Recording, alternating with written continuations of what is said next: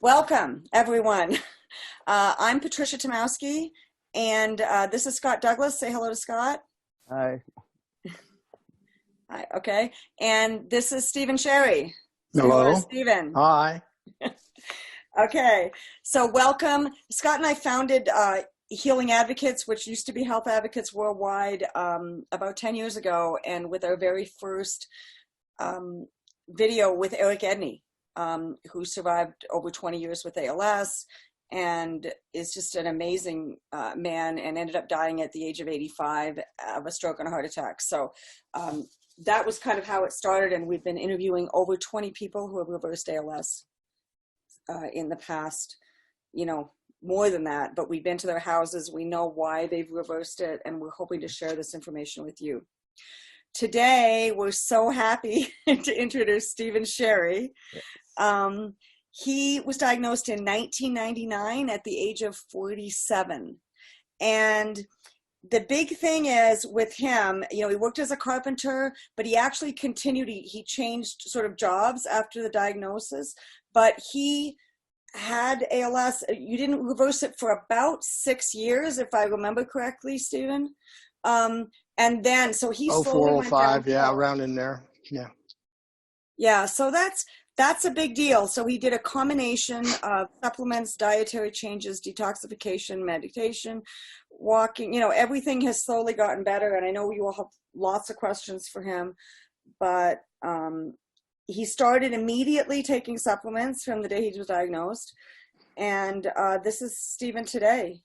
We met him in person the first time in 2014. Then he came to visit us in 2017, and then he was at the conference in 2019.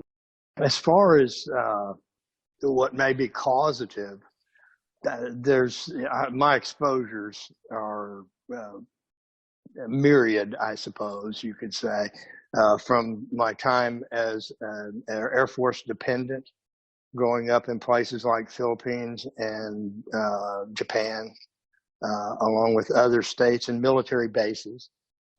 So that presents a profile of having been exposed to a lot of different things. And then as a carpenter working in construction and being self-employed a good bit of that time, means that you just do everything, and it doesn't matter what it is that has to be done. If it's crawling under a house that was treated years ago with chlordane, then you just kind of did it. You didn't think about possibilities of this or that in the future. Especially back when I was doing all of that. I was diagnosed early, and Dr. Appel said, we think this is an early diagnosis in your progression. And so I think by what I've done, I've avoided any sort of catastrophic loss of function. Okay, fantastic. And why did you start taking supplements? You said you took them early. What got you to take them so early? Well, Dr. Appel's program is based in antioxidants, and his original prescription, aside from the Rilotech, which I never took, was a pretty healthy dose of vitamin C. Well, actually not a healthy dose. It was a standard dose, 1,000 milligrams of vitamin C, and he had other things in there. Not really sure if I remember it all, but that got me started. His emphasis on antioxidants got me started on researching other antioxidants, and my sister is an excellent researcher. And my wife has researched some too and helped. She was then my girlfriend at the time, so I'm happy that she stayed with me. But okay. Antioxidants were the gateway to supplementation for me. Right. So that's actually fairly rare, because a lot of neurologists don't recommend anything at the beginning, except for the standard, the 2 drugs that are now available to ALS. So that's great. So that got you on your road, and then you started doing research after that. Right. Yeah. And my sister was really helpful. She would sign me up for monthly deliveries of certain things that she thought I needed, and I took them. So she was in a position to do that, and I really appreciate that she did. Do you prefer to purchase a specific brand for supplements, and why? I don't have any brand loyalties. I look at what the formulation is, particularly if it's there are spheric microspheric Lipospheric. liposomal and lipospheric, yes. right? Liposomal. I look for those. They're not available in all the different, particularly the odder supplements, but like I've seen it in idabenone, but it's just one of the things that I used to take occasionally, and that sort of thing. How serene. Did you ever take that like Mark Manchester's been taking? Yeah. Phosphatidyl, serine, and there's another one. I think it starts with a C. I've got the bottle in the phosphatidyl, serine, and a little bit of research is going to bring all of this stuff up. Right. Okay. You'll see things that relate to phosphatidylserine. And did you ever do phosphatidylcholine too? That would be the other one. Yeah. Perfect. Did you ever consult a naturopathic doctor to determine, what was lacking, what nutrients were lacking, what poisons you had, such as mercury, that were affecting your body? I did not. I just saw the cost to be fairly substantial for me. $300-400 for me is $300-400. I'm a carpenter. And I just figured, well, I'm going to do all this stuff. I figured with my exposures, I was probably dirty with everything you can be dirty with. Everything from riding a bicycle behind the DDT trucks in the Philippines to whatever over the course of years and such, mercury, lead, whatever heavy metals I may have ingested. So I just went on a program of cleaning out, eating better, which has evolved over time. The eating better has, and use of like EDTA powder and other, a really good natural chelator is cilantro. And I still take cilantro fairly regularly in my pink drink, which is only pink because it has beets. It used to be kind of a green juice, but now it's pink. But I add that cilantro also. What types of foods have you taken out of your diet besides processed foods? All fast foods. I have not had a fast food hamburger in, I can't tell you how long, except there is one here in our local town that uses grass-fed beef and organic potatoes, and they're pretty good. But I almost don't have much of a taste for fast food anymore. So fast food would be the biggest thing that I've dropped. That's true. That taste does go away. Yeah. Yeah. Unless you cannot quit everything all at once. You can't quit living to put off dying, because you're going to die anyway someday.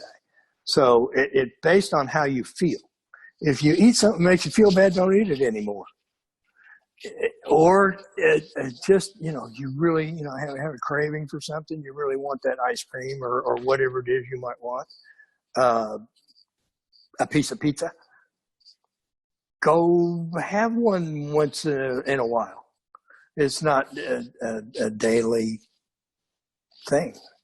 So more raw and cooked vegetables, more fruits, more juices, more stuff like that. Another question is, it seems like you're all over the map. So even now, so how do you know which supplements reversed your ALS with no firm daily plan? I don't know. I just, I am probably the epitome of the shotgun approach. I take everything, overdose basically on everything that early on, it was pretty much, well, so what, what have you got to lose sort of thing. So I took everything in massive doses. Probably should not have. There were some things that I did not tolerate, like creatine, and quit taking them, even though they were recommended. But yeah, I am all over the map and continue to be all over the map, and pretty much have lived my life that way since I can remember. When I was a little kid. And I'm just kind of an all over the map kind of guy. And why would that change?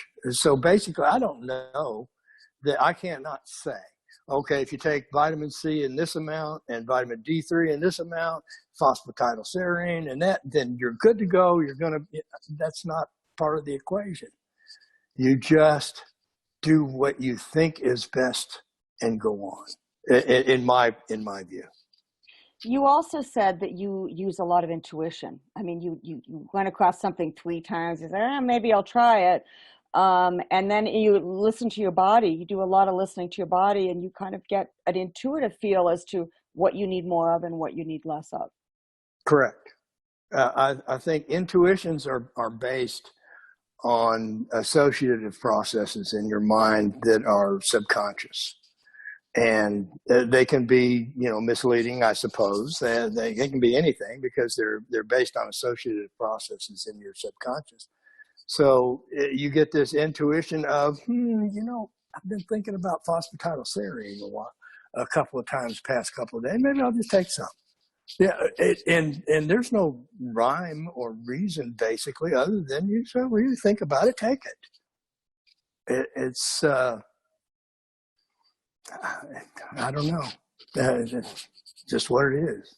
Well, this is so different from our interview with Mark Manchester, because Stephen did this without a holistic doctor, and not everyone can afford to go to a naturopath, and maybe they're going to do a fundraising campaign to go see one later and buy their supplements. But to start out with a basic set of supplements makes a lot of sense. If you go to healingals.org, and there's a document called Where Do I Start? A lot of people start with that rather than do nothing. Anything you do is better than nothing. I can think of some things that might not be better, but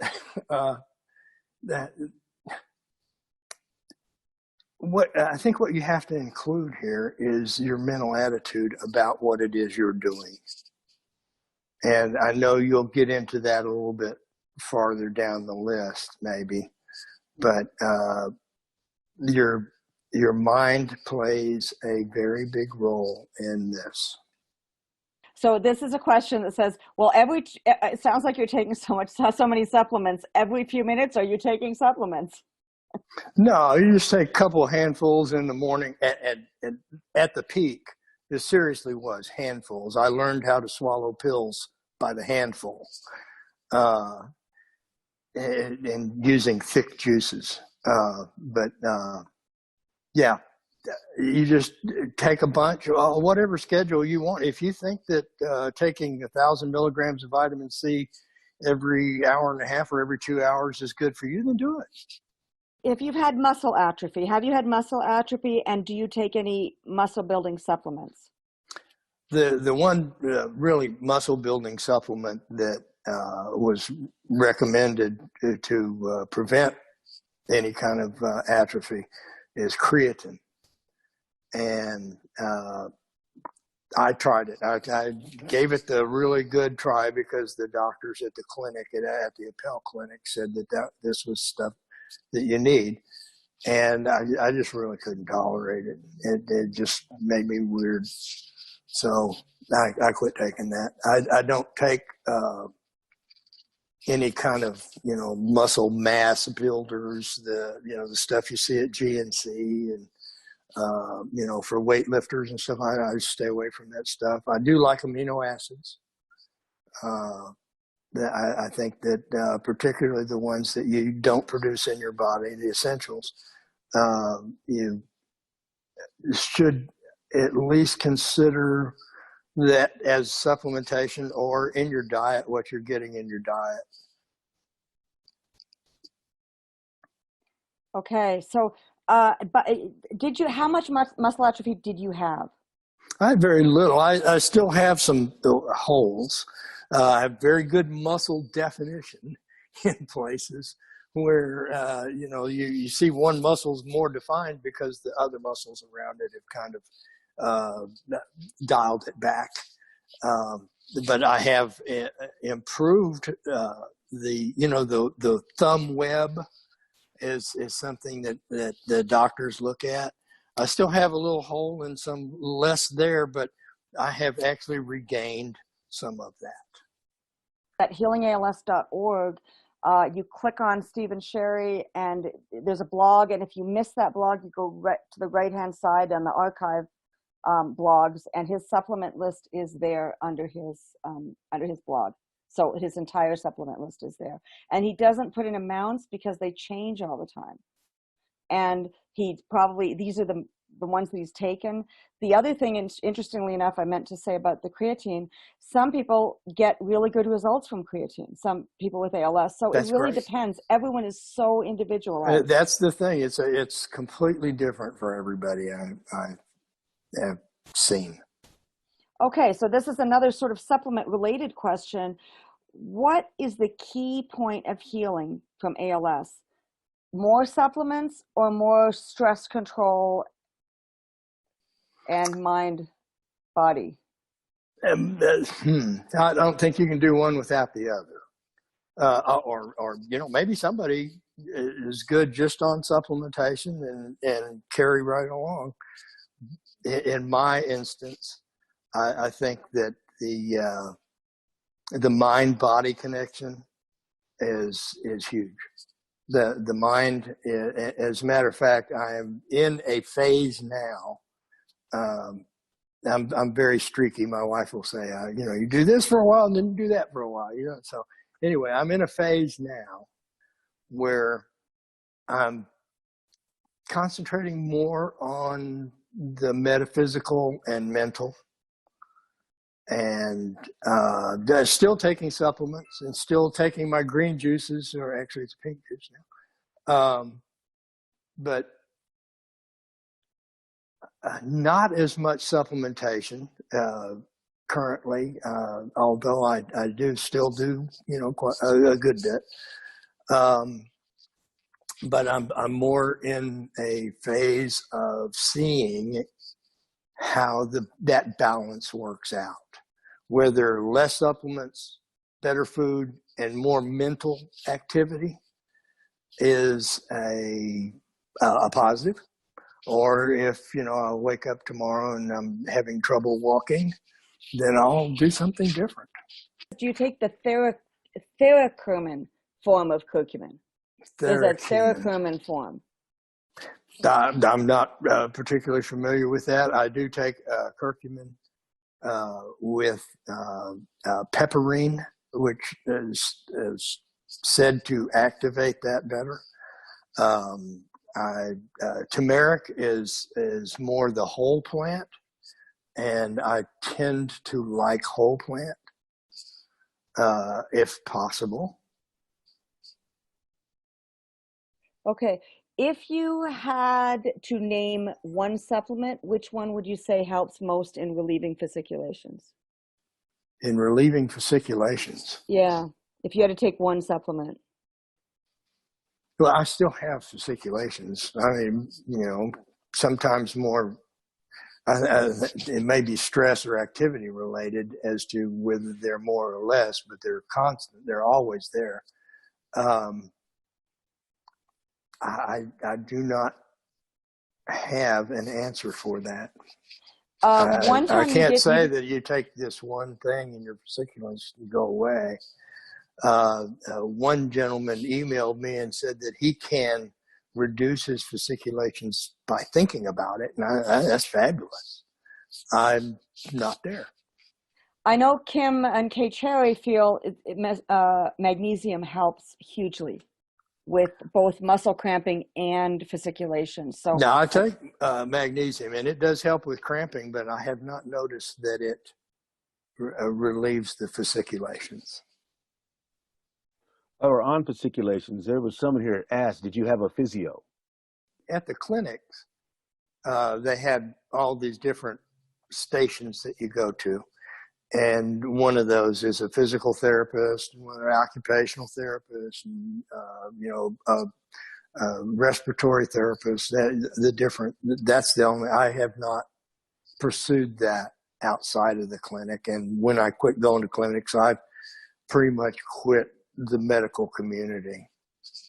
If I have, some extreme pain somewhere, I go to a doctor. If I can't relieve it some other way. But pain is my doctor-driven thing. Well, I can't say that entirely because I just had a little bit of cancer cut off, and I knew it was cancer by looking at it. So, I do go to a doctor, but very rarely. Okay. There's a combination question here also. What goes into your pink drink, and what green juices do you take? Well, the green juice evolved into a pink drink because I put beets in it. Okay. So the green juice, I'll try to remember the formula. I keep everything in bags in the refrigerator. So quite a few good, maybe 3/8 of an inch to half an inch of ginger sliced and diced, because it takes up less room in the blender that way. And it's not really a blender. It's one of those ninja things, it comes in a cup, and you can just drink it right out of that. So there's beets, there's ginger, cucumber, celery, a couple sticks of celery, or a big, really nice big one. The mushroom powders, the lion's mane, cordyceps, and reishi mushroom powders with chaga mushroom tincture or extract, some CBD oil, I'm trying to make sure I get them all. A good squeeze of about a half a lemon. Throw some lemon zest in there if you like. Some salt, some sea salt, pink sea salt. An apple, half of a small regular size apple. Let's see. Maca powder and epimedium powder, and put some water on it and blend it all up and drink it. Great. So actually, and the cilantro goes in there too. Oh, the cilantro. Right. I think, Stephen, after this, we'll actually get a list of what's in your pink drink, and we will add that to the blog as well. That's actually not in there. So before we move on to food, I'd like to ask, are there any more supplement questions before we go? Oh yeah, one's here. If you had to name one supplement, which would you say helps the most in relieving fasciculations, but you didn't know? You said none that you could think of. Right. You still have them. Okay, perfect. Okay, so let's go. Before we go on to food, I would like to Oh, one other thing. I'm told ketamine can help ALS. What have you heard of ketamine? Because I haven't. I've heard of ketamine just kind of peripherally. I'm not familiar with it at all. Okay, perfect. And then why didn't you take Ralutech? I read I read the blurb that comes with the prescription. It tells you what it's got in it and how it might affect you. And I thought, nah. I thought for a time that the people who were taking Ralutech in the clinics were looking, just out of it. And but since time has passed and you get a little perspective and looking back, the people were just sick and scared, or just basically scared. They just had a huge diagnosis, so the Ralutech was probably not psychoactive on them in that way. A woman that her name was Ruby, I won't use her last name, that I got to know was diagnosed at approximately the same time I was, with just exactly the same symptoms. So we kind of fell in. We lived about 30 miles away from each other, and I went over and had lunch with her many times, and her husband. And she lasted about 3.5 years. But she took the Ralutech, and she would not take anything but the supplement list that Appel had given her. So that's and everybody's so different. Who knows? But Right. Yeah, no, it's yeah. You were that's explaining that anecdotal. everybody kind of looks at each other, and you kind of look at people with similar symptoms. The question is, which supplement helped you the most? But and how do you know what to take of what and which helped you? You took a very blanket approach, took a ton of supplements, but that was what your intuition told you to do. And I'm not sure I was really plugged into intuition at that time. I was more plugged into, okay, let's just take whatever we've got here that might keep me from dying. Right. And also, though, the end effect of all of this is the fact that with all of the supplements that you did take, you were able to reverse your symptoms. So we don't know which one did it, which ones did it. Which Maybe he took combination, 50 and only 30 made a positive impact. We have no way of knowing that. But in the end result, you actually did, the end result is that you got better. Right. Now, if I had been a chemist instead of a carpenter, I probably would have kept records. But, when this information was not out there at the time. It was just an absolute death sentence to be diagnosed. And then, I found Stephen Shackle's website. My sister found that. And what a phenomenal thing he has done and been through. And so that, piqued the interest of, hey, okay, this can be beat. And so I don't know where I was going with that. Just to remind the audience that Stephen Shackle was diagnosed in 1994. He has a website called shackle.org, which is on the resources section of healingals.org. And if you have not seen that website, you absolutely need to look at it. There's a lot of good information there. Okay, fantastic. Somebody asked, I have difficulty swallowing pills. I have bulbar ALS, and I can't eat regular foods. What do you suggest? Well, I had a period when swallowing was a little more difficult than it is now. And sometimes I still, choke on my own saliva. But break them up, put them in applesauce or mashed potatoes or, whatever it is you are able to eat, put it in that. Use thick drinks like juices. Lisa Manchester was saying they would just throw everything in a blender and she would make a smoothie that was just the right thickness for Mark, what was working for him. Right. Perfect.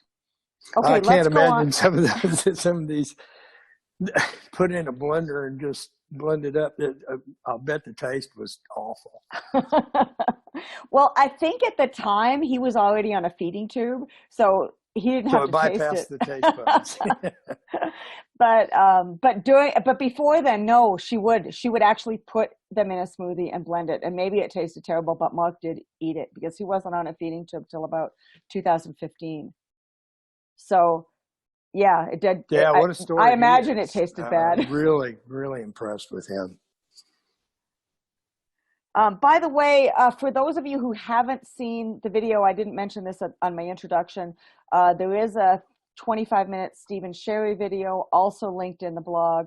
And anyone who has joined this webinar and has not watched that yet, you definitely want to watch it. So at a future time. Okay, how do you know that you were not misdiagnosed? This is a big one, and suffer from something else like Lyme. But how do you know? Well, if you go back to first of all, I had nothing to do with my diagnosis. I went to a doctor, and he, did all these things, and some were not quite pleasant, and diagnosed me. So I had very little to do with my diagnosis. I don't believe I was misdiagnosed. When Appel diagnosed me, I asked him how sure he was of the diagnosis. And he said 95%. And then he followed that with, I never say 100% until the autopsy, which at the time I thought was really terrible bedside manner because, you get hit with this in the face. And you're kind of in a state of shock. But after thinking about it, years later down the road, he was just being honest. He was just, this guy it goes through this all the time. And he was just being straightforward, honest, not trying to sugarcoat anything, I guess. But I don't believe I've been just misdiagnosed. And you were tested for Lyme, right? I've been tested for Lyme 2 different ways, PCR and Western blot, and both negative, so.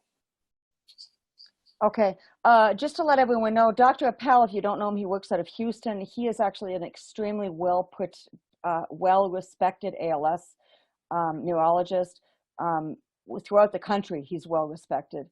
And Dr. Richard Bedlack, who is studying ALS reversals, has also gone through all of Stephen's medical records and has confirmed his diagnosis that way as well. So, and Dr. Bedlack feels like he's at a 98% success rate. He feels like he has a 98% confidence rate in his reversals. He has studied well over 100 reversals. I think he's on number 48 right now. So this is Dr. Bedlack. He uses pretty strict criteria for absolutely confirming. Sometimes he's just missing the records. It's not like they weren't reversed, but he doesn't have all the records he needs, or he doesn't have the records in enough depth, or one particular test he's missing. He says, I'm not 98% confident in this one. I'm not going to write it down. I'm not going to include it. So just to let everyone know, I believe. Did you Stephen, ever find out what all the symptoms? Did you ever find out what number I am in his study?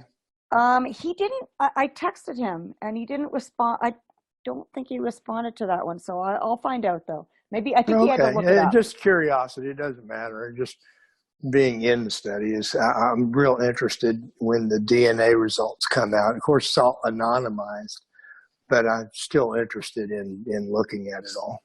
Yeah. So Dr. Bedlack is continuing to study ALS reversals. Just to let you know, he is a very traditional neurologist. He recommends Rilutech, still the drugs, and everyone that we have, every single reversal that we have documented doesn't take it. Because of a lot of it's because of the side effects. There is liver damage involved, and the liver is really important for detoxification. And you all have to do your own research. We're not making any recommendations. Scott and I are journalists. We are just telling you from our observations. We haven't had anyone that has taken it, or some of them have taken it and tried it, and then they have decided not to, as well as the other drugs. No, I've really kind of gotten to the point where, I don't want to change a whole lot because I'm doing fine. So, why should I start re-experimenting?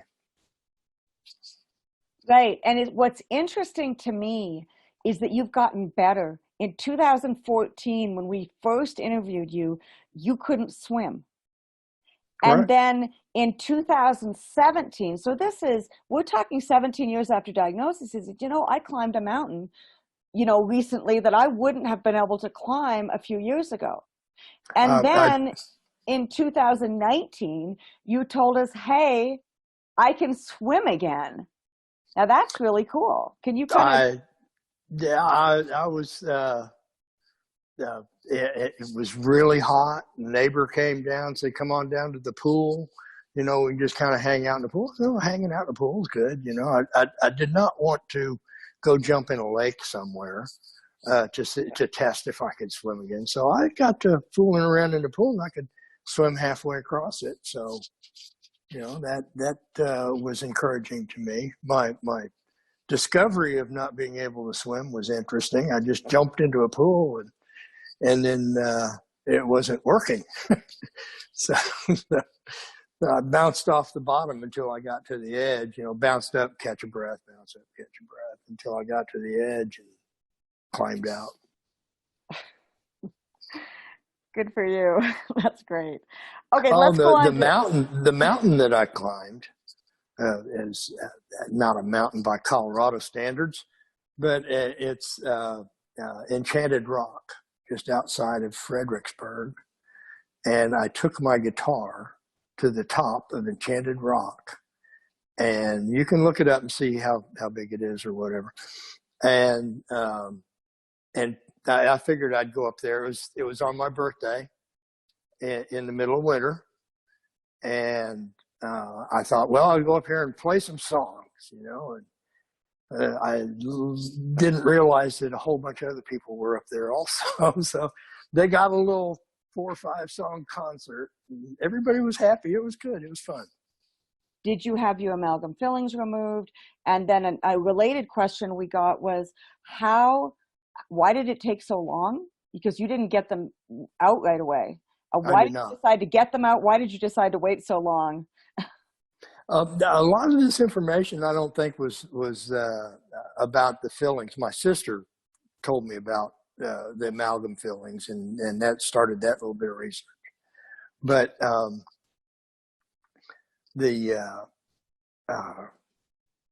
my teeth were in bad shape. Neglect, genetics, whatever, just not in good shape. I had a bridge and was missing quite a few teeth. And I just thought, the cost of taking out what was left and putting back something that was, just to save those teeth when they were probably not going to be saved in the long run anyway. So I got to the point where I just had them all taken out. We've actually had some people that have done that. Most people just get the amalgams out safely with a mercury safe dentist. Don't even think about doing it with a regular dentist, Oh, right. a biological holistic dentist. And Stephen chose instead to get but again, if your teeth are in really bad shape, you don't even have to deal with the potential poisoning as you get them out. The other thing I do want to mention is if you choose to get your amalgam fillings out, which most people with ALS do it one at a time. Even a holistic dentist does not understand ALS. We have had pals, again, we're not medical professionals, we're just telling you what our observation is. People with ALS have gotten too many out at once and have had a major reaction, and they have gone way down because of even if you do it with a mercury safe dentist and use all the protocols, you still get a hit of mercury. So from what we've observed, it makes a lot of sense just to get one out at a time, see what the reaction is, get another one out. We had a woman with MS I spoke to. She had such a reaction every time she got one out. She waited and did them one every 3 months.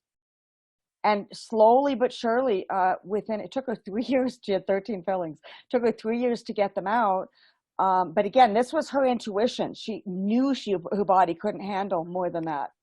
And within 6 months of the time she got, this is MS, not ALS, that she got the last filling out, about half of her symptoms were gone, and within a year, all of her MS symptoms were gone. That's So amazing.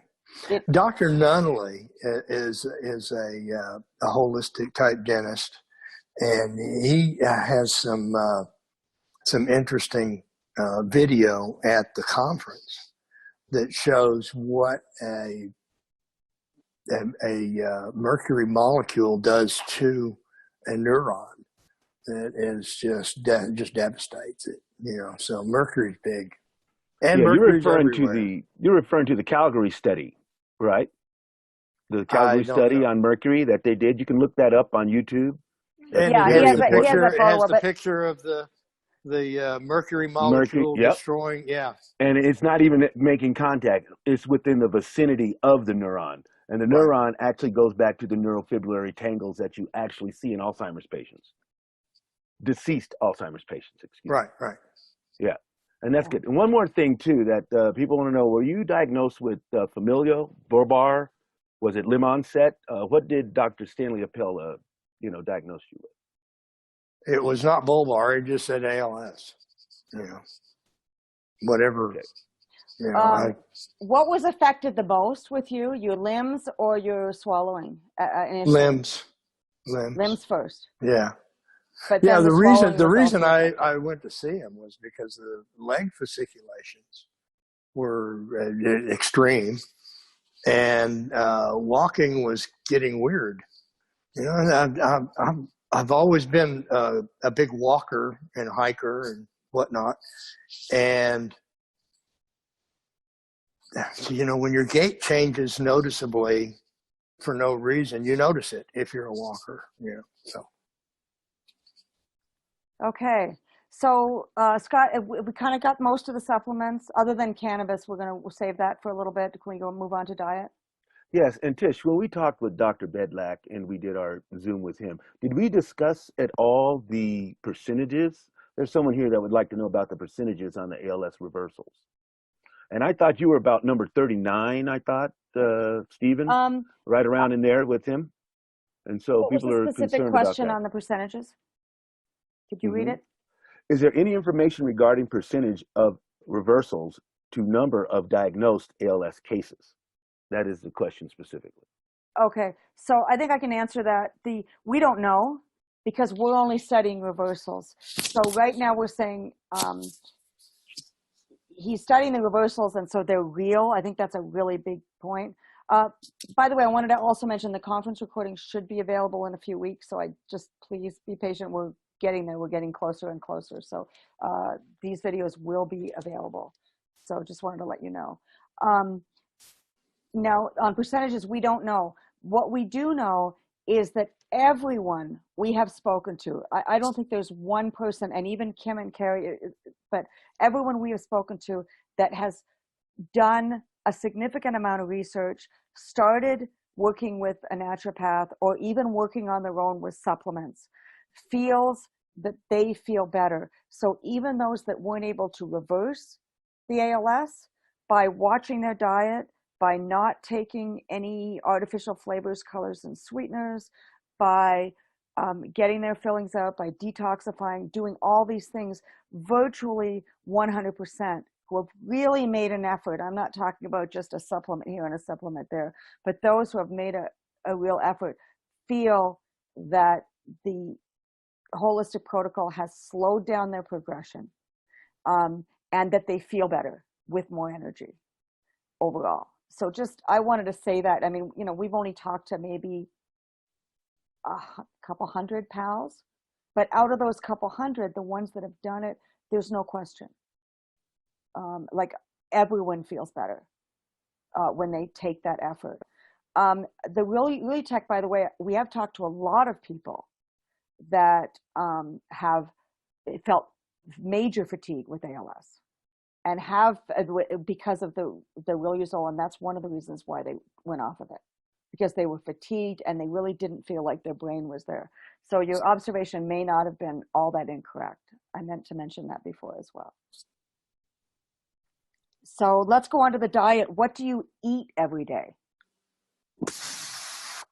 Well, last night I had brown rice, organic brown rice, organic broccoli, a salad that my wife makes organic with organic ingredient, and a piece of barbecued chicken that I barbecued the other night.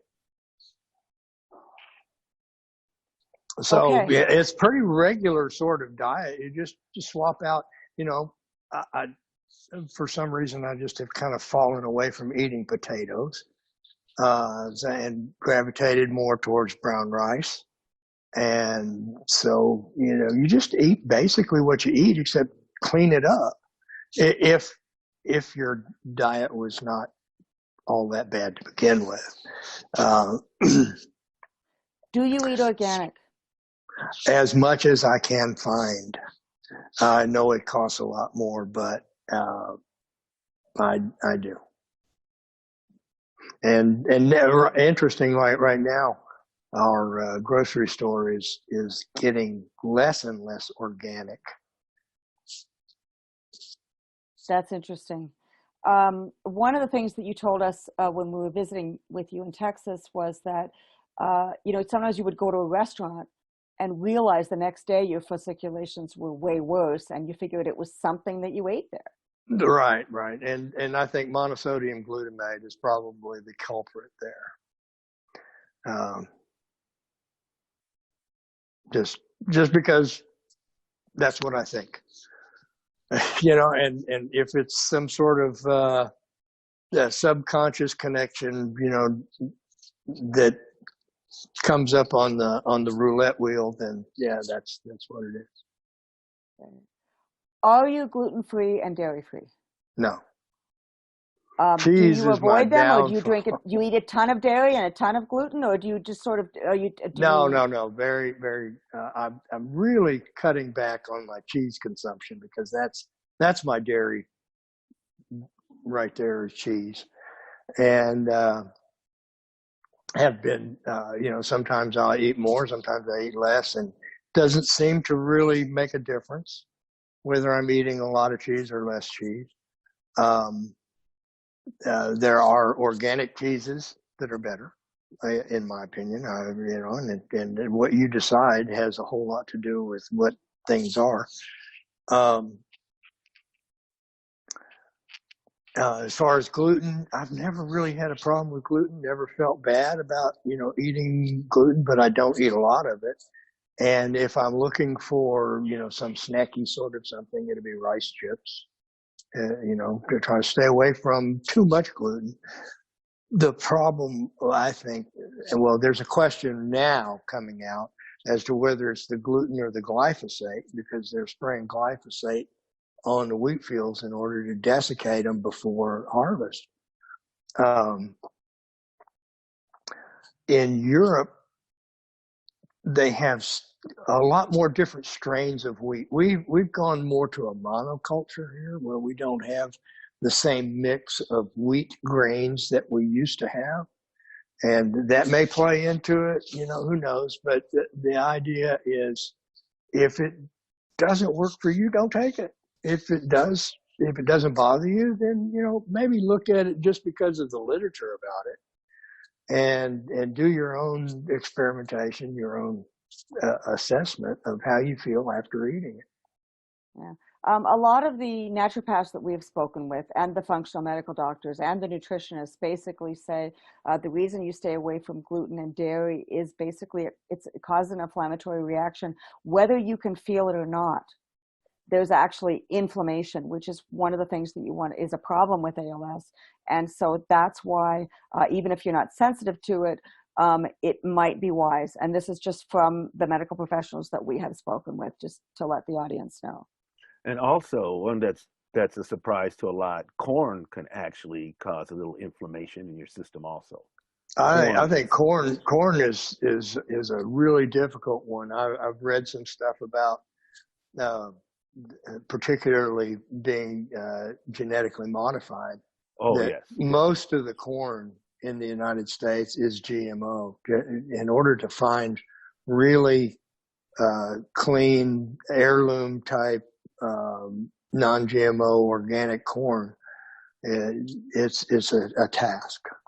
You know, we lived in Guatemala for a little bit, and we had the different color variety of corn, like the old Indian corn that Oh, used I to like be here those. I in the think they're States, great. you Yeah. know, and it was so much of that out there, and it was a totally different taste, flavor. I mean, the consistency of it, all of that was totally different. But I don't eat much corn, but the little that I ate there, I was like, now this is the real corn that This people is the should real have. corn, right? This is the Yeah. one that won't cause these dramatic inflammatory reactions. Yes, and so very interesting. Okay. And you know, are you know, they talked about grain free and gluten free. How about you with your grains too much? Gluten has never bothered you that much, you were saying? I never seemed to, have an effect on me. I've gone without, like eating bread, stopped eating bread, go back to eating bread. Not much of a change, noticeable. Turmeric is an Oh yeah, anti-inflammatory, turmeric is a good. good one. Very So good. a lot of the things that, you're basically all we're all doing is managing a slow decline. Right. After Um, after about 10 or 12 years old, it's a downhill. okay, we have a couple of people asking, what was the very worst condition you were in? And what do you think helped the most? Like they want to know how bad did you get and what do you think to help the most? Very difficult walking, um, talking. People, thought I was drunk. Um, so, and what helped the most is again that thing of not knowing and not being able to parse each uh, supplement with a period of assessment because it was just a shotgun deal. Uh, I can't say what helped the most. It all helped me in my mind. And if there is one particular thing, then great. I wish I knew what it was. What brand of amino acids would you recommend? And just to let you know, Stephen doesn't recommend anything, but he can share what brand of amino acids that you have had success with. Well, you say success, and it's just that I've taken, because who knows what the success is from.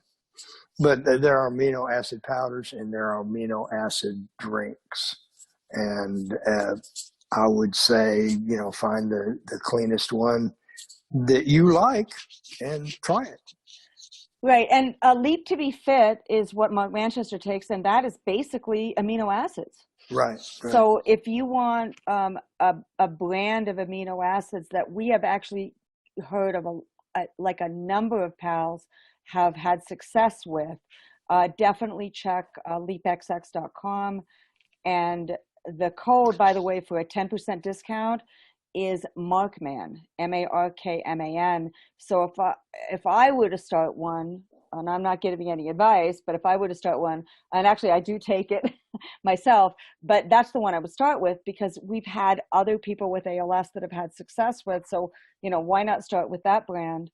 And by the way, the reason that you use the Markman code is that they donate a percentage of everything every time you order with that code, and actually every time anyway, they are donating to pals, so you can actually apply to get 2 months free if you're a pals on the manchesterproject.org.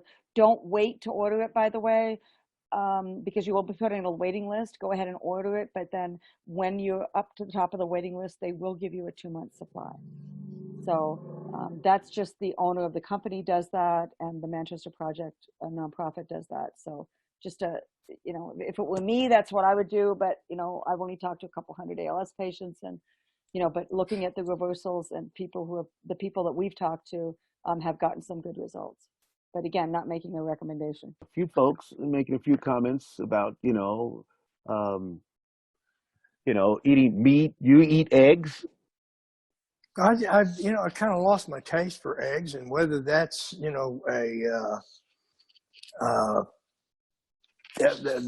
of a subconscious cue or an intuition.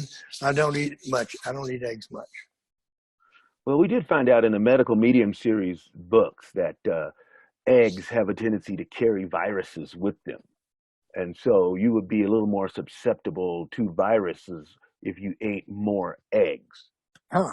And yes, that was some pretty good information. I think his whole book series is really good, especially when he talks about, you know, the celery juice and how well that is for gut function and things like that.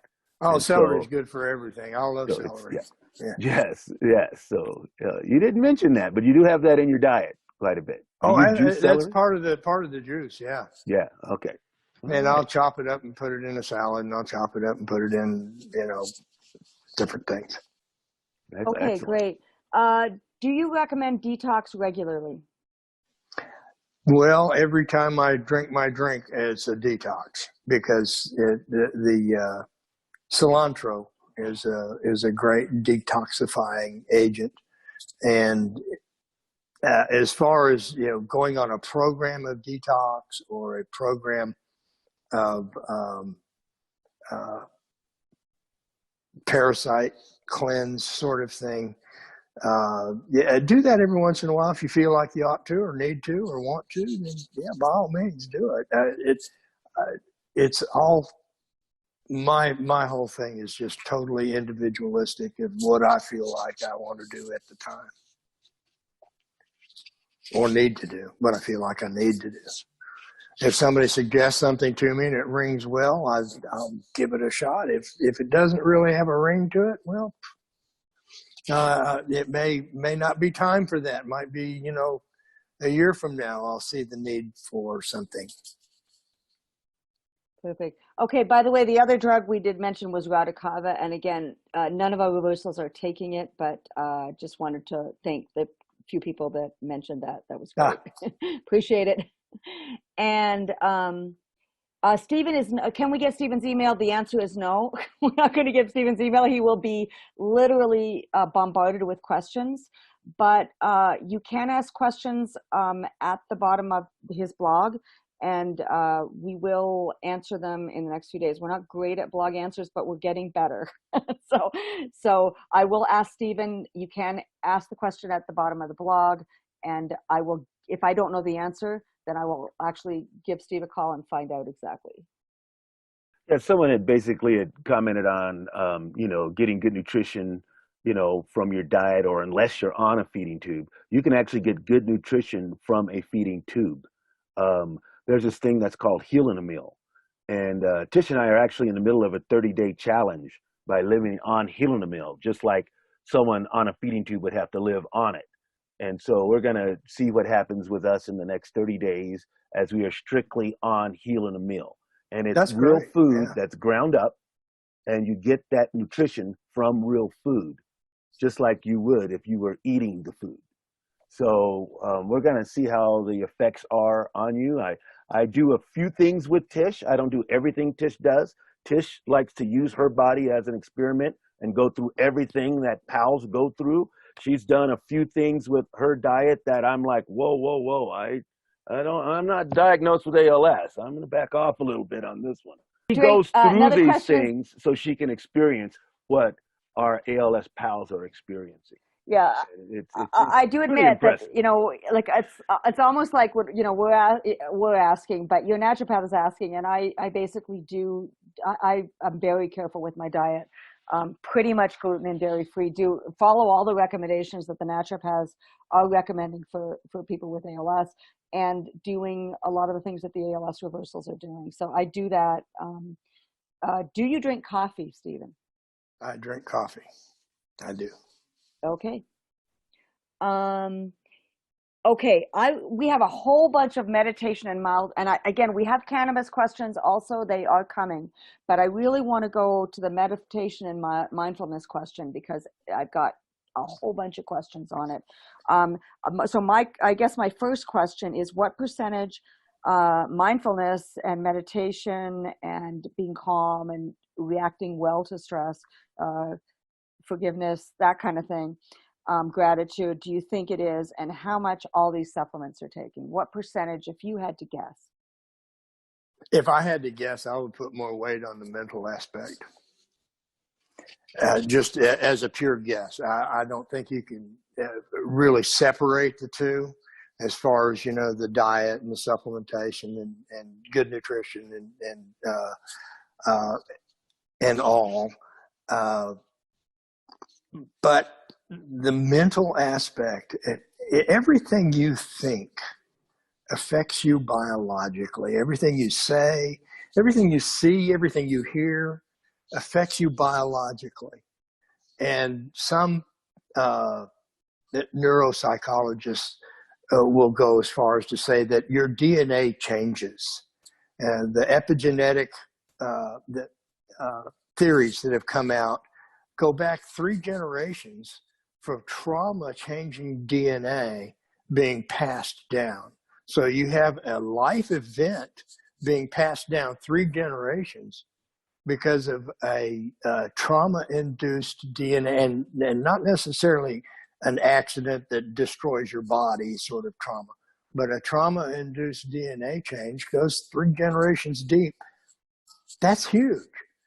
That indicates that your DNA is malleable, is changeable, and yeah, okay, maybe you can change it with your mind.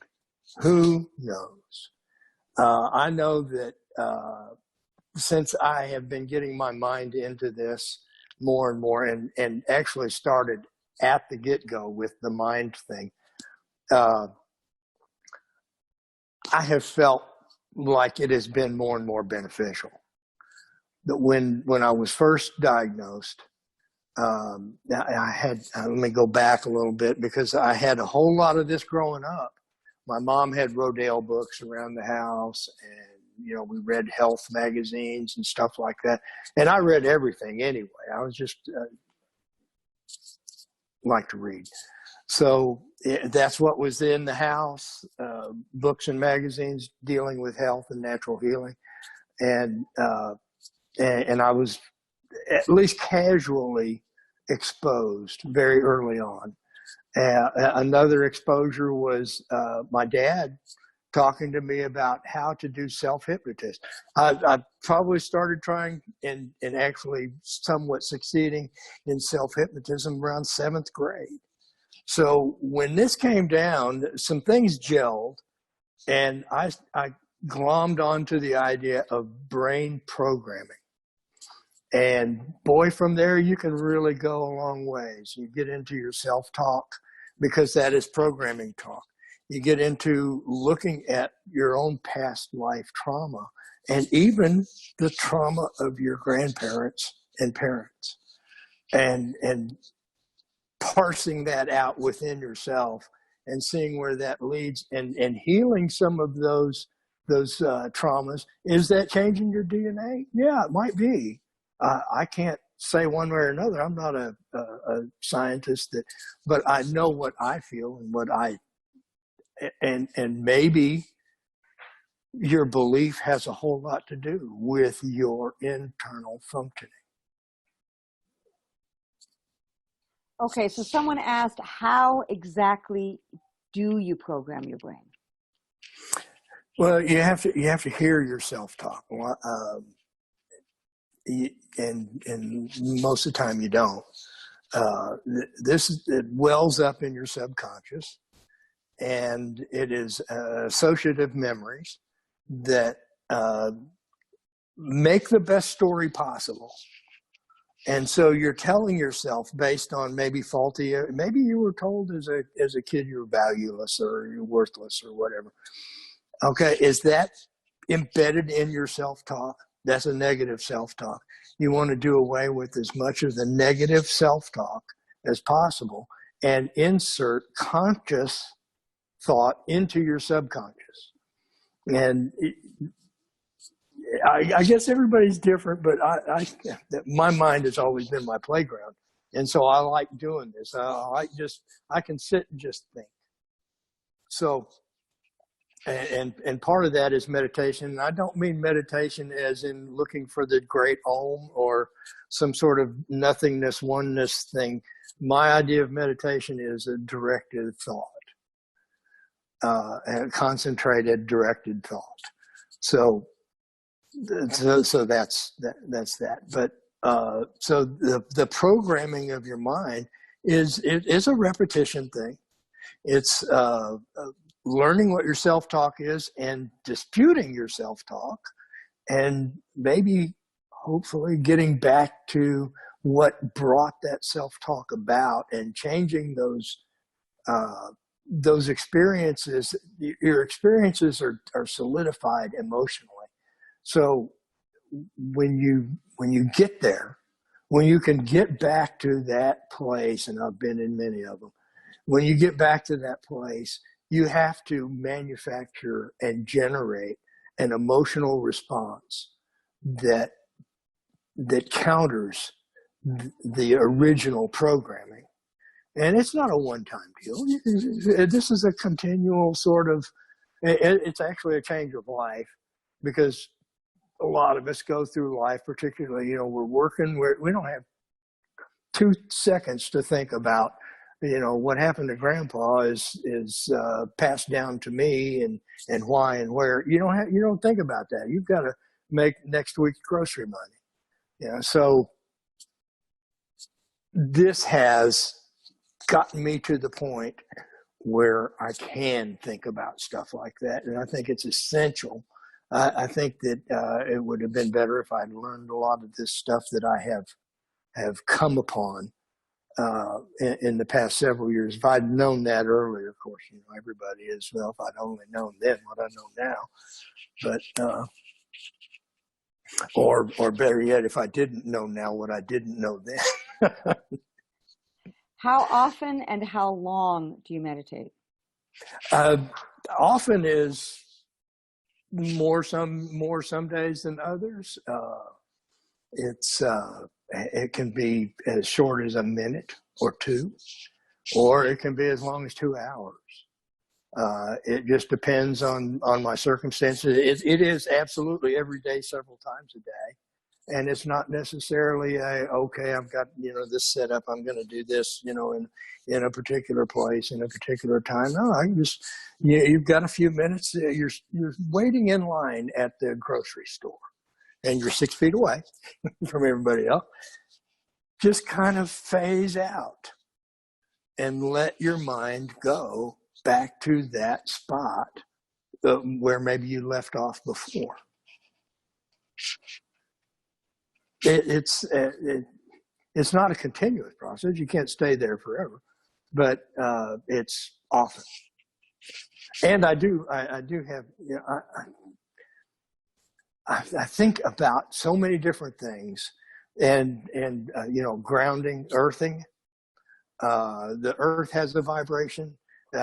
Meditation is about vibrations. So you've got, I built a angle specific pyramid to meditate in, and I spent a couple of hours in that. It was beautiful. It was great. I loved it. But you don't have time to do that all the time. And you've moved now, so you don't have it anymore, right? No, I do have it. You still have it? It's collapsible. I plan on taking it with me when I go to the next legal state. Fantastic. Good. So the other thing you did is, when you were explaining to us on the phone the other day, when you feel sort of like the stressful state, you actually take the time. If you don't have it that minute, you take the time later, but you try to explore what's causing that stressful state. Right. And dig. I thought that was really interesting. Because something's coming up. If you're stressed, something's coming up for a reason. Right.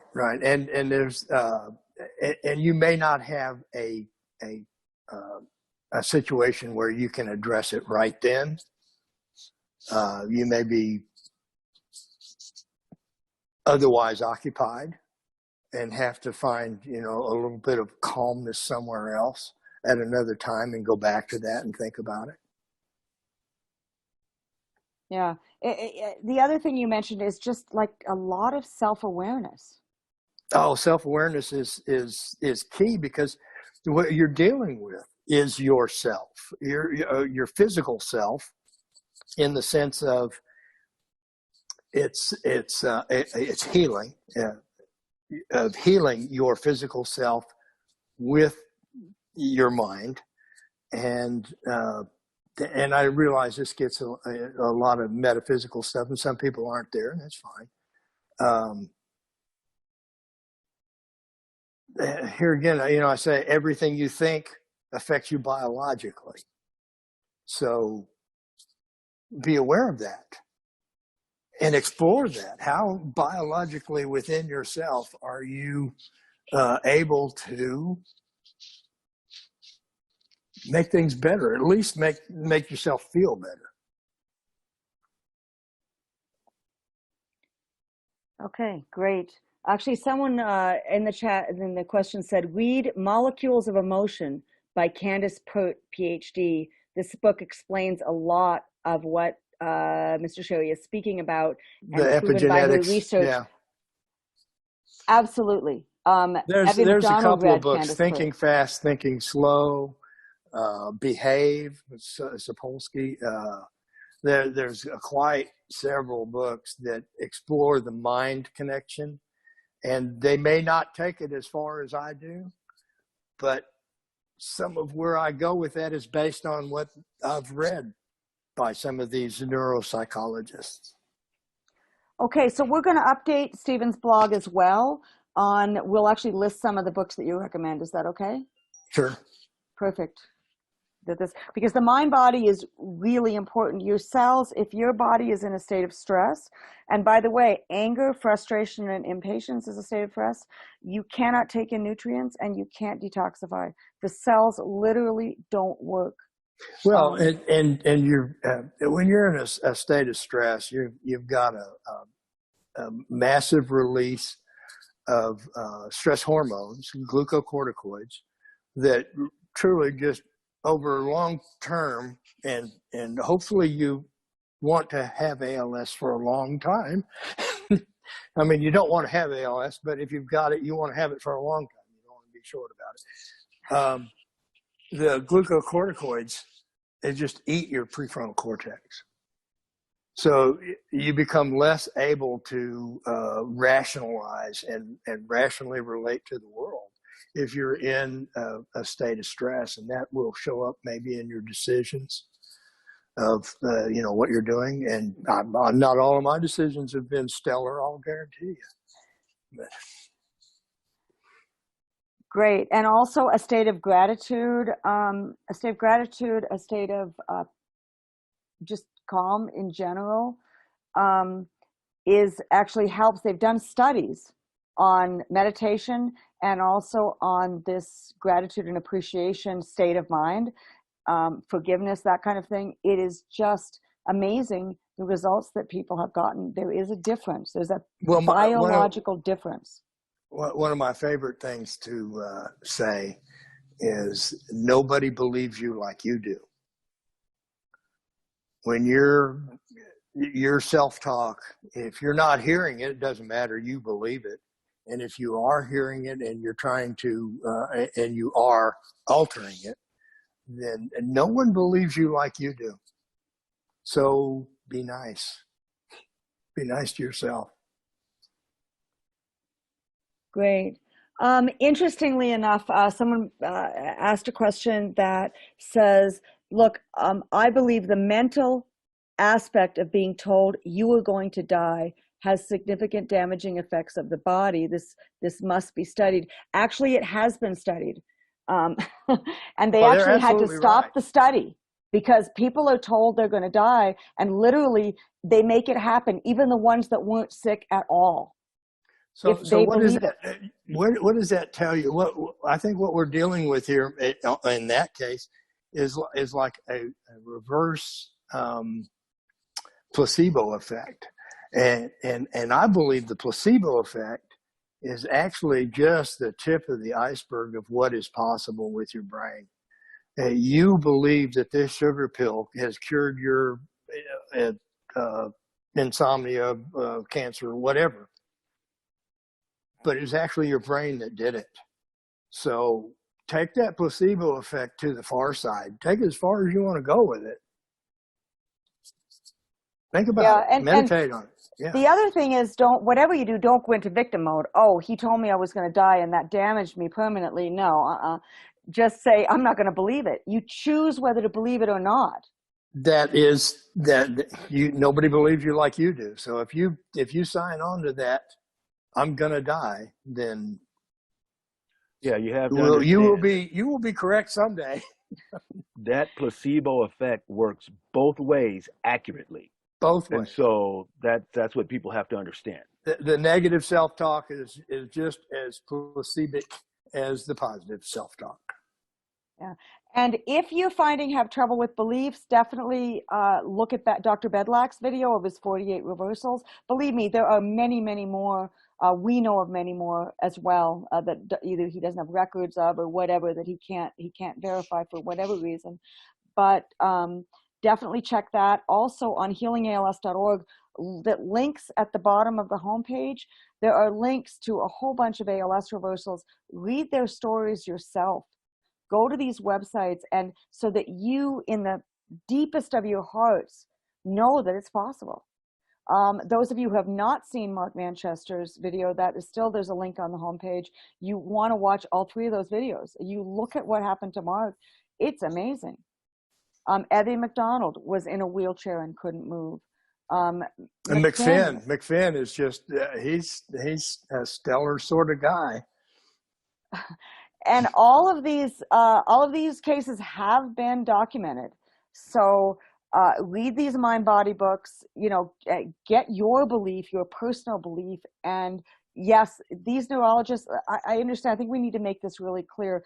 Neurologists are doing the best they can with the information that they have. We have been speaking to neurologists to please stop telling people they're going to die. Why not just say, we have no idea, because we've got these records of people living 20, 30, 40, 50 years with ALS. So the honest answer is we have no idea. That would be a very big improvement in the diagnostic process, in the diagnosis process. Yeah. And by the way, that's coming from you guys. You pals and families, ALS families, have to start insisting with your neurologists. And we're working on it as an organization to talk to neurologists and to get the word out and absolutely stop giving that death sentence. It's insanity, because we really don't know. Interestingly enough, we interviewed Dr. Merit Kukovich, who is the head of neurology at Mass General, and she said, and my mouth dropped when she said this in the interview. She said, actually, there's no reason why people with ALS cannot live normal lifespans as long as they're willing to go on a ventilator. And if they're willing to go on a ventilator, we find that there's no reason. The only reason that they might not is lack of care. So if the ventilator breaks and you don't have backup, but if they have proper backup, if they start getting pneumonia and they go to the hospital emergency room when they're supposed to, there's no reason that they can't live normal lives. I was in shock when she said that, because I had never heard that before. And the ventilator situation, I mean, we spoke to, this is in the Manchester video that we did, the Manchester video. But, are you saying, are you happy that you went on a ventilator for 3 years? He was on a vent and he couldn't move. Is he happy now? Yeah, because he's only 58 years old and he's got another at least 20 years to look forward to, as far as he's concerned. He's happy that he made that decision to go on the ventilator.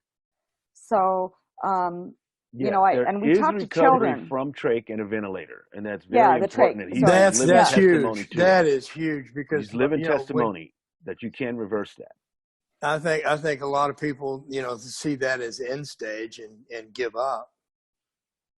Right. Yeah, and we've had children of pals come back and said, we're so glad that dad or mom decided to go on the trach, because you don't realize they want you there for advice as they grow up, as they graduate, as they go through their life challenges as adults. They want their dad or mom around. They really do. So some people think, oh, I'm a burden. Well, if you talk to your family, they will tell you, no, we want you here. We want you here. Because even if you can't move, you've got great fatherly or parental, motherly advice to give to your children. in Well, general. and that's all very subjective decision, within individual families and individual people.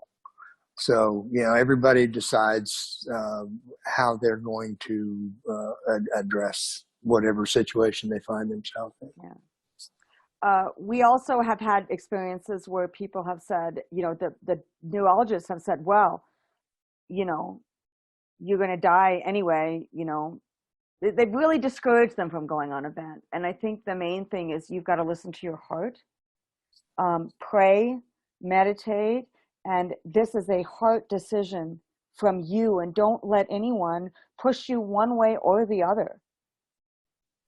So I agree with that. That you make your own decisions, and as kids grow up and realize and become a little more aware cognitively, they realize that their wishes and decisions are only valid within their confines of their own body. And they have to respect that very same thing for other people too. Yeah, this movie Breathe, if you haven't seen it, it's on YouTube. I think it's on Netflix or whatever. We watched it online. It was amazing. It's about a man in the 40s who made the decision, went on an iron lung at the time, and they weren't even portable at the time. It was really bad. Made that decision, and basically because his son had just been born, and he wanted to see him grow up, and his wife talked him into it. But basically, he stayed on that machine for 20 years. Wow. And then when his son was in his 20s, he said, "I'm ready to go." But that movie just makes you cry. But his son was so appreciative of what he did. But again, it was his decision. It was a family decision, and then it was his decision when he decided not to. So when you decide to go on a trach, you can still make that decision. People are thinking, "Oh, you have to decide now, forever and ever." No, you don't. You can go off the trach later. So if you say, "Well, I don't know yet, but I've got pneumonia right now, and they're asking me this decision right now," so you can go on it for a year, you can go on it for 2 years, you can go on it for 5 years. You don't need to make the decision it's not a forever decision. It's a decision for right now. And say, "Well, I want to think about it for a little while. Let me try it out if I hate it." But this is a big decision. So how much did God and prayer have to do with your reversal? That was another question. I'm not religious at all. Okay. Let's talk about cannabis. There are some more questions here, but I really want to move on to cannabis, and then because I want to limit our time, I want to make sure we're under 2 hours. I'll make a statement about cannabis. And I think it probably will cover most of anyone's question. I won't say anything about current use. I will say that when I get back to a legal state, which I'm endeavoring to do amid the travel restrictions that we have now, I will definitely resume consumption in all manner. In the past, I have used cannabis in every form that it can be used, unless I've missed one somewhere. Orally, topically, smoked, vaped, rectally. Is there another way? Did I miss something? I really believe that cannabis has been a large positive in both physical aspect and the mental aspect. Interesting. We've heard that as well, both physical and mental. I mean, we have a lot of pals that are taking cannabis among our reversals. Not all of them are legal states, so that not all of them are, some of them do it medically, but, so not all of them are open about it, but we've gotten a lot of. Well, like I say, in the past I have used, and in the future I intend to use. Yeah. So did you start using cannabis right at the beginning of your diagnosis? I was a cannabis user prior to being diagnosed, but not as intently as I have become. Right. And can you give us an idea of how often, when you were feeling like it was helping the most, did you feel the oils help more? Did you feel smoking help more? Did you feel what did you feel like helped the most? Or what about the rectal insufflations? I think it all helps. I just probably from past life experience, just like the smoking better than any of the other methodologies. But and after that, oddly enough, rectally rectally actually helps with generating a warm glow of health. Because if you start that at the sphincter and let that warm health light glow, however you want to visualize it, however you want to feel it, grow throughout your body, I think that is very beneficial. Okay. Yeah, there is a reason why medicinal cannabis is becoming legal everywhere. And in many, many states, they're opening up for personal use. So it's interesting because Kathy, we went to Florida, and Florida was an illegal state at the time, and they're legal, but she had a note from her neurologist. She had a note from a PhD saying this is making a difference to her ALS, and basically they were growing it in their backyard. they have a whole huge garden, but the police left them alone. They knew about them. I think a lot of police officers are coming around to the conclusion that the drug war was probably unconstitutional anyway. And if they want to truly honor their oath to the Constitution, they will refuse orders that are unconstitutional in their own mind. And so I think more police officers are probably reading the Constitution, maybe, and considering that some of the laws that have been passed in the past are not sociologically beneficial. Slavery was legal at one point, so if you're basing what's your moral decision as to what's right and wrong based on what's legal, I think you're probably not getting a full picture. Okay. Just because something is illegal doesn't mean it's not right, and something that is legal is not necessarily wrong. Or did I miss that up? I think we got the point. Okay, yeah. Fantastic. You told us that you take microdoses of what we call magic mushrooms or psilocybin. Why did you try these, and what are the results? What kind of results did you have? The literature that I've read, several different studies, indicate that psilocybin is not only good for depression, which having a diagnosis like this is kind of depressing. They actually help encourage the regeneration of nerve cells and neural pathways. And my experience with microdosing mushrooms, and again, there are some states that are moving, or municipalities that are moving towards legalizing psilocybin mushrooms. My experience with them is at sometimes, kind of maybe a little more than microdose. It's a lot of fun. And actually very helpful in meditative instances, in meditative states.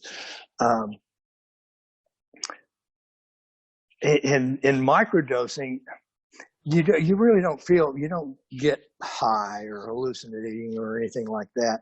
And it's a lot like supplements. You have to decide whether it's good for you or not.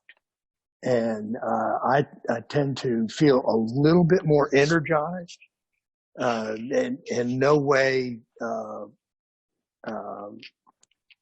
in, incapacitated or unable to perform regular daily whatever.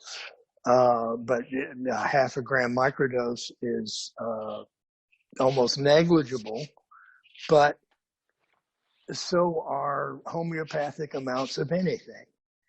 And so if this negligible amount spurs something in my system to encourage neural pathway restoration, then great.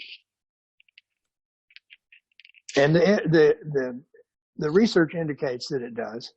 So, and that that lines up with my preconceived notions. So there you go.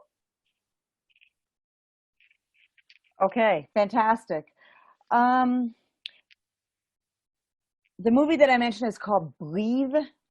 I think it's either Just Breathe or Breathe. I think it's Breathe, but I will look that up. Okay, answered that one. I just want to make sure we've got more questions. Did you ever have your home tested for toxins and air quality? No. Okay. That isn't a great idea, though. Oh, I mean, a lot of people have mold leave. in their house. It's amazing what people have in their house. I did much younger on in the days. I bought a mobile home, and my daughter was having a newborn daughter was having such problems. We wound up going through the state and having that tested, and the main culprit being formaldehyde outgassing in the older mobile homes. It was a new home at the time, but older back then. Older meaning back then. So there were bigger problems with the outgassing of the different materials that were used. And we actually wound up leaving that and just letting them have it back. It was a hit, but there wasn't anything else I could do. The state wouldn't help. The manufacturer wouldn't help, but we did get that tested. And as far as other residences, no, I hadn't had anything tested. Yeah. Some pals have tested for mold. I do know that Deanna, of the Deanna protocol, they found it was the sheetrock, and it had strontium and lead. Oh, there was a whole big thing about sheetrock from a different source outside the country. I won't mention it, but it was used extensively in the 80s. And maybe up into the 90s. But there was a big row about that, and some people had all of their sheetrock changed out. Yeah, during Katrina, if your house was built around Katrina, 2005, 2006, absolutely, that was what caused it. The sheetrock was from China. They had it tested, and she got sick, her husband got sick, her dog got sick. And they moved out of the house, but she ended up with ALS, and she actually miscarried her baby. It's really sad. No, it's terrible. And just to let you know, her father did Dr. Vincent Sedone. He said there's something wrong because they had the fetus. There was like 5 months. He said, well, wait a minute, this is like genetically there was nothing wrong with the child, and yet it was deformed. But the genetics were perfect. And so he knew it was an environmental toxin that caused it.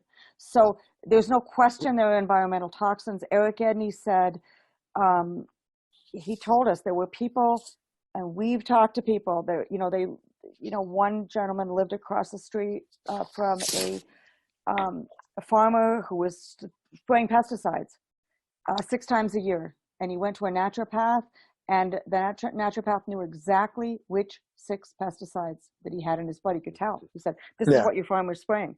And he went home and he asked the farmer, and he said yes.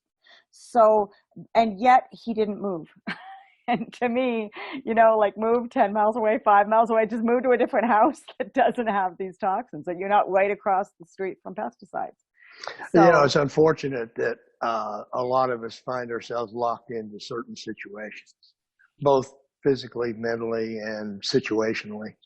I have spoken to a mold specialist, and she told us that they've got some really good air filters now. Actually, I think I'm going to put that on the website as well.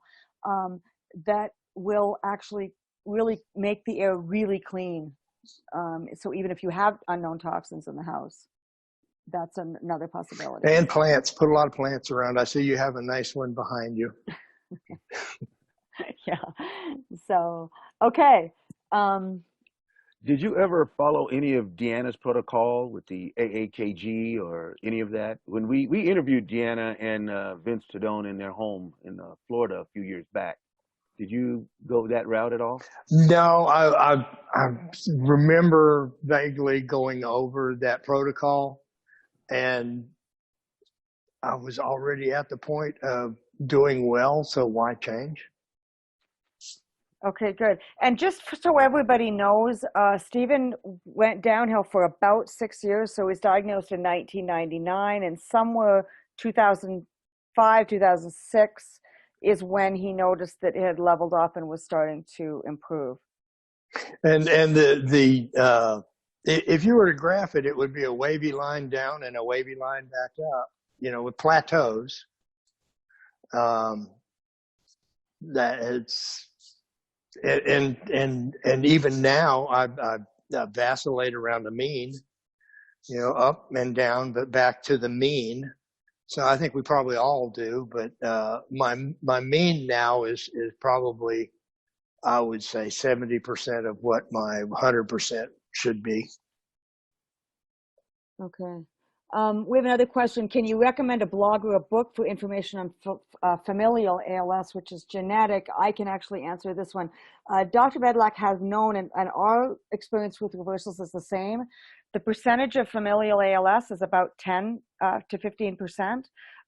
He has found that about 10 to 15% of his reversals are also familial. People with familial ALS have also been able to reverse ALS. So the protocol is the same as what we're describing here. There is no book. Actually, there is a book. Ha! Another thing to post on the website. There is a book, but I'll tell you about that. But that's for all of ALS. And healingals.org, StephenShackle.org, ALSwinners.org. I do have to redo the resource page, but you want to go to these resources and check. So there is no book on how to reverse ALS, because you need to go do your own research. But it's so individual. Resources. It's such an individual thing, and it presents in so many different ways that, it's a journey. Yeah. So it is. And Coco Newton did write a chapter. There's a new functional medical textbook, which is coming out. It's actually out in digital form. It's not yet out in hardcover, but there is an ALS chapter that is available for $30. So I'm going to put that link on, and I believe it's available digitally right now. So I'm going to put that link on healingals.org. So this is from Coco Newton. She was at the conference, and she wrote this ALS chapter that's full of peer-reviewed journal articles at the end. She told me that every single sentence was research. Like, she had to have any claims she made, she had to have at least 2 scientific references for. So that's fabulous. That's great. That is tremendous. I haven't read it yet. And if it's too technical, then print it out and give it to your neurologist. That's a good point.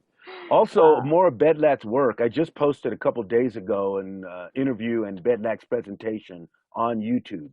So you can look that up. You can go Dr. Bedlack, Healing Advocates, and that'll pop up on YouTube. And you can see much more detailed information and the latest information that Dr. Bedlack is presenting.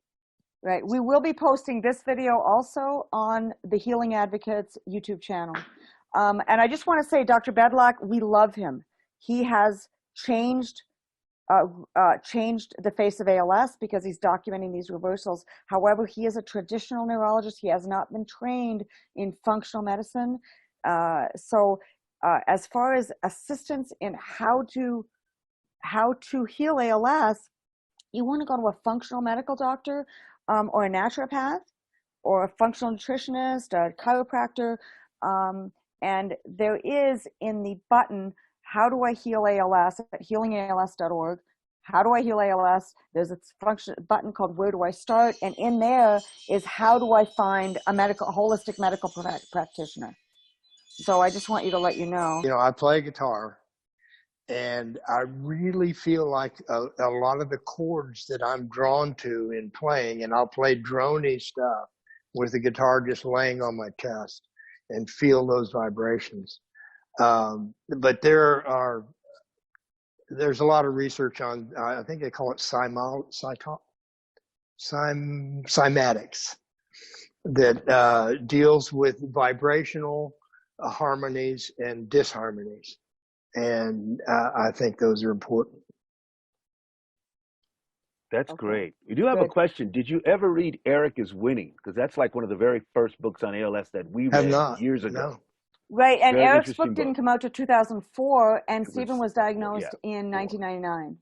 There was so much of this stuff that was not available at first. As a matter of fact, when I first found you guys, I was floored. You know, I'd read about Stephen Shackle, but that's a world away. He's down in Australia, you know, and he's done fabulous things. But what's, you know, with me, there was nothing really cooking. And then I met you guys and I went, wow, okay, other people are doing this too. Did you continue to exercise throughout? No, but I have, I used to be big on exercise, hiking and walking and you know, push-ups and pull-ups and blah, blah, blah. But here, just not too long ago, I can do 2 push-ups when I couldn't do any push-ups 3 or 4 years ago. But I decided to go ahead, you know, drop down and give it a try. And I do 2 push-ups, which was not doable 3 or 4 years ago. So I do walk. And I use walking as a meditative exercise. You know, if you walk on a track or in a neighborhood that is the pathways are well defined and you don't have to pay a lot of attention to what you're doing, you can walk as a form of healing because you are allowing your body to relax into your pace. And don't make it an artificial pace. If you feel like walking slow, walk slow. Just and get your head into it. Feel your chakras align. You know, all of those things. Everything plays.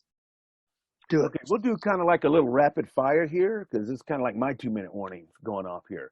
So basically, how about ozone? Did you go that route at all? Have did you not. even think Have about not doing done ozone or? Okay. And go ahead, Tish. Another quick one. Did you ever do IV vitamin C therapy? No, but I took in the neighborhood over 10.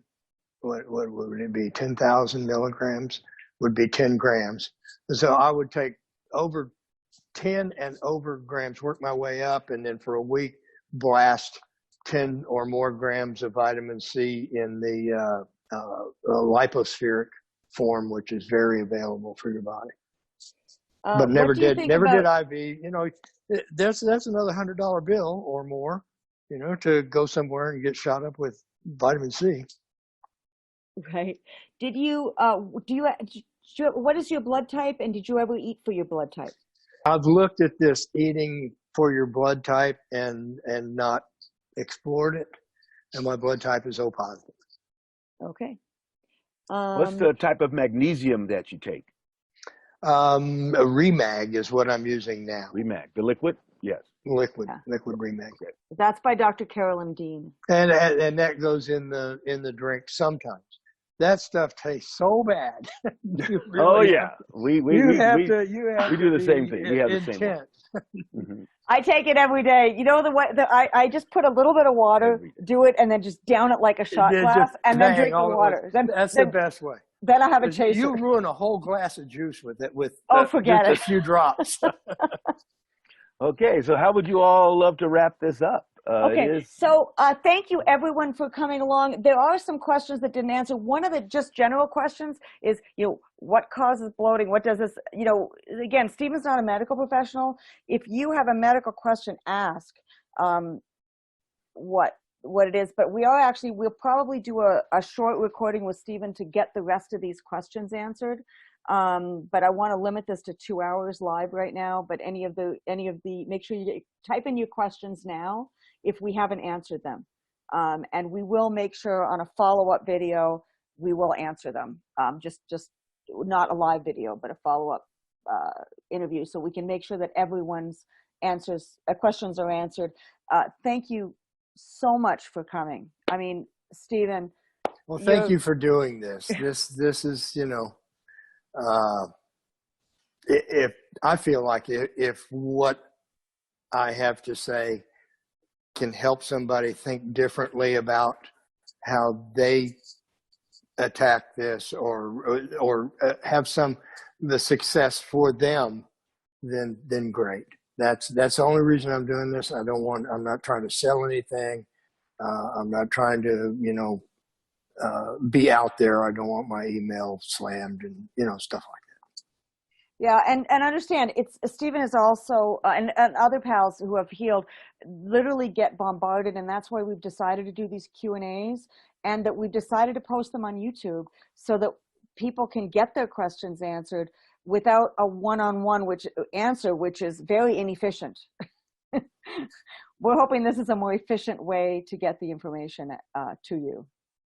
I hope so. I hope that, it's helped maybe clarify something for somebody. Okay, so everyone, just make sure your question is in the question and answer, not in the chat, but make sure that your question is in the question and answer before you go. And again, thank you all for coming. By the way, everyone, I didn't really thank the audience, but everyone is still here after 2 hours. We have over 100 people, which is amazing. Wow, thank you. Hi, everybody. Everybody Yeah. enjoy a beautiful day. Yeah, and so good for you for being here is what I want to say. Good for everyone who attended this. You are open-minded, want to heal, and are doing what it takes, which is basically finding out more and starting to implement, that's all anybody did. yes, we were over 140 people at one point, and I want to thank everyone.